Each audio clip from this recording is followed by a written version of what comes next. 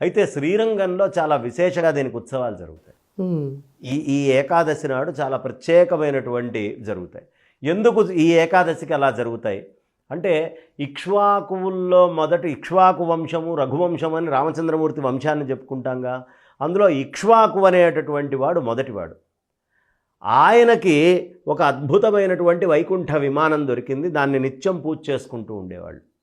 ఆ పరంపరలో పూజ చేస్తూ చేస్తూ చేస్తూ వచ్చినటువంటి దేవతార్చన, రామచంద్రమూర్తి యుద్ధం చేసి ఆయన అవతారం చాలించి సరయూ నదిలోంచి వెళ్ళిపోవాలి అనే నిర్ణయం తీసుకున్నప్పుడు, ఆ వెళ్ళిపోయే సమయంలో విభీషణుడి యొక్క ప్రార్థన మేర ఈ వైకుంఠము అనేటటువంటిది ఆయన చేతికి ఇచ్చేశారు. వైకుంఠం నుంచి వచ్చిన విమానం, ఆ విమానాన్ని ఆయన చేతిలో పెట్టారు.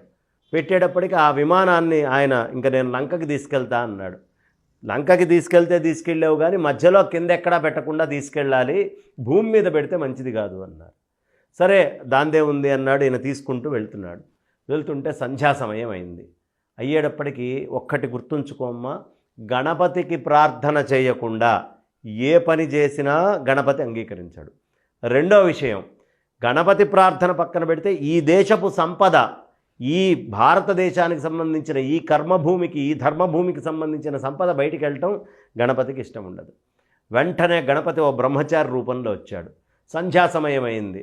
అయ్యా ఎలా ఇది కింద పెట్టకూడదు అని చెప్పి ఆ పిల్లవాడిని, బ్రహ్మచారిగా ఉన్న పిల్లవాడిని, అయ్యా ఇది నువ్వు కాసేపు పట్టుకో, నువ్వు పట్టుకుంటే నేను లోపలికి వెళ్ళి స్నానం చేసి సంధ్యావందనం పూర్తి చేసుకొని వస్తాను, ఆ తర్వాత నీకేం కావాలంటే అది ఇస్తాను, పట్టుకో అంటాడు.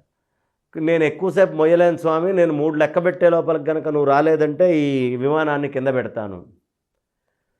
సరే ఏం అక్కర్లేదు, నువ్వు పెద్దగా లెక్కబెట్టు, నేను వచ్చేస్తాను.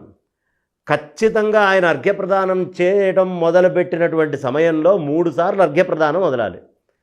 ఈ మొదటిసారి అర్ఘ్యప్రదానానికి 1 అని అరిచాడు, రెండోసారికి 2 అన్నాడు. ఈ 3 అయితే తప్ప అక్కడి నుంచి కదలకూడదు ఆయన. 3వది వదిలిపెడుతుంటే 3 అని అక్కడ పెట్టేశాడు. ఎక్కడ లేని కోపం వచ్చింది విభీషణుడికి.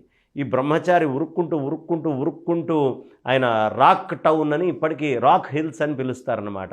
ఎక్కడ శ్రీరంగం నుంచి ఒక 8 కిలోమీటర్ల దూరం ఉంటుంది. ఈ రాక్ హిల్స్ కొండ మీదకి వెళ్ళిపోయాడు ఆయన. వెళ్తే ఆయన వెనకాలే విభీషణుడు వెళ్ళాడు.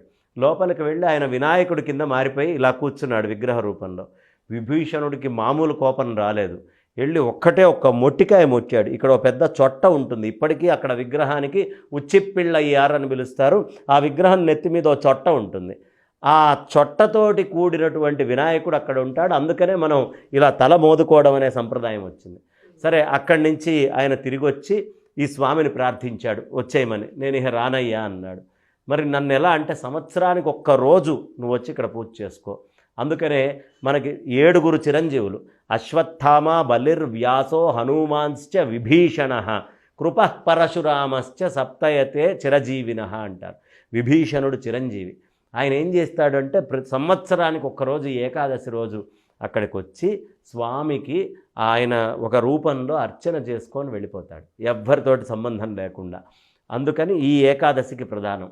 ఇంకొక విశేషం ఏంటంటే, నేను ఎప్పుడూ లంకానగరం వైపు చూస్తూ ఉంటాను అని చెప్పి ఆ దక్షిణం వైపుగా స్వామివారి యొక్క మూర్తి ఉంటుంది, ఇలా పడుకొని ఉంటారు. కాబట్టి దక్షిణమూర్తిగా ఉన్నాడు అనేటటువంటిది ఒకటి. ఈ మూర్తి ఎక్కడిదయ్యా అసలు అంటే, వైకుంఠములో మురా అనేటటువంటి రాక్షసుణ్ణి చంపడం కోసం ఆయన వచ్చి వాడి వధ చేసి, ఆ వధ అయిన తర్వాత ఆయన ఇలా పడుకొని ఉండేటటువంటి రూపం ఏదైతే ఉంటుందో ఆ రూపము భూమి మీదకి తీసుకొని వచ్చారు. అప్పుడు ఈ వేదాలు ఇవన్నీ కూడా బ్రహ్మదేవుడికి ఆయనే బోధించింది. ఆ రూపం అన్నమాట, మూలమైనటువంటి రూపం. ఆ రూపం శ్రీరంగంలో ఉంటుంది. కాబట్టి శ్రీరంగానికి, వినాయకుడికి కథలు అనేకం ఉన్నాయి. ఇది ఈ ఏకాదశి నాడు స్వామి యొక్క అనుగ్రహం తక్షణమే కలుగుతుంది. 3 కోట్ల మందితోటి మురా అనే రాక్షసుని చంపడానికి వచ్చినప్పుడు ఇక్కడికి వచ్చినటువంటిది కాబట్టి ఇక్కడ ఇలా చేస్తారు. కాబట్టి దీన్ని ముక్కోటి ఏకాదశి, అలాగే వైకుంఠ ఏకాదశి, అలాగే స్వర్గ ద్వార ఏకాదశి అంటారు. కాబట్టి ఇన్ని రకాల ఏకాదశులు.